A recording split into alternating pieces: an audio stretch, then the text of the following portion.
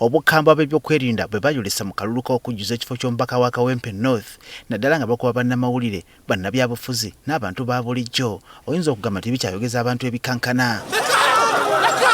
Mu lutuula lwa palamenti olw'olunaku olwaleero akulira oluvuganya gavumenti mu palamenti Joel Ssennyonyi agambye nti bazze boogera ku nsonga z'ebyokwerinda okozesanga obukambwe ku bantu ba bulijjo kyokka nga bakungu ba gavumenti abamu tebeefiirayo. Can government provide an explanation to this house? Who was responsible for this brutality? We want to know, because we raised these matters here.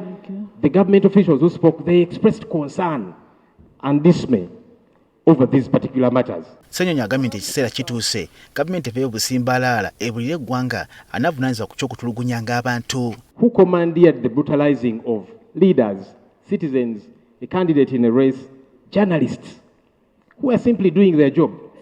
Who is responsible for this? I don't know what we will do to make this government understand that the media goes to cover and give coverage to everybody, including NRM. But I saw ministers walking in 2 polling stations, Mamba, armored vehicles. I last saw them when the government was battling Konyi.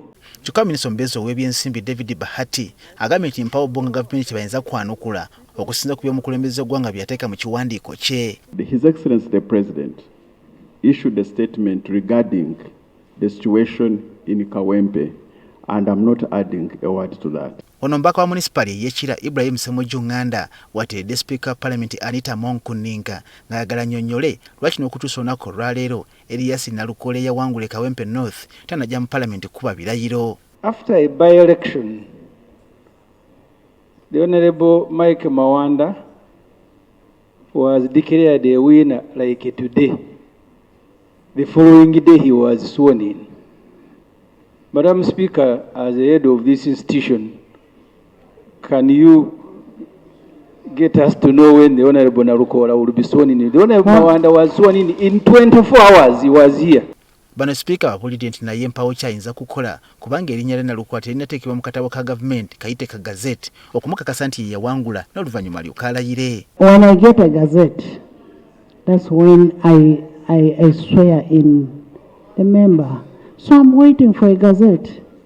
I need to hear from Electoral Commission before I do a gazette. We did follow up with the Electoral Commission, and they told us that they're still sorting out internal issues. We don't know what that means, because in the past, as we are saying, it's been done in record time, because the Electoral Commission is now funked as official. Waliwo ababaka abalaze obutali bumativu n'engeri akakiiko k'ebyokulonda gye kakwatamu enteekateeka z'akalulu Kawempe North nga bagamba nti bano omulimu gwabwe gwandibanga gwabava dda mu ngalo. And we are disturbed that up to now the results were declared. What is stopping the Electoral Commission from succeeding and doing its job? Then whoever is aggrieved, there is the legal redress in this country.